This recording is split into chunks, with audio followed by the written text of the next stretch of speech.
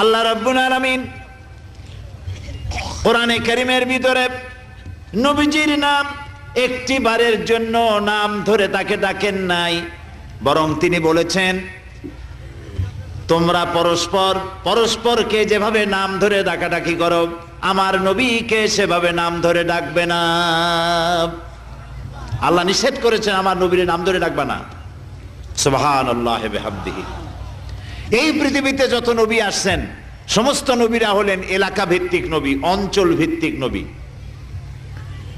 এক এক এলাকার, নূহ আলাইহিস সালাম এক এলাকার, মুসা আলাইহিস সালাম আলাক এলাকার, দাউদ আলাইহিস সালাম আরাক এলাকার, এরকম এলাকা ভাগ ভাগ করা। কিন্তু মুহাম্মদ সাল্লাল্লাহু আলাইহি ওয়াসাল্লামকে আল্লাহ রাব্বুল আলামিন কোন এলাকার জন্য নবী বানান নাই।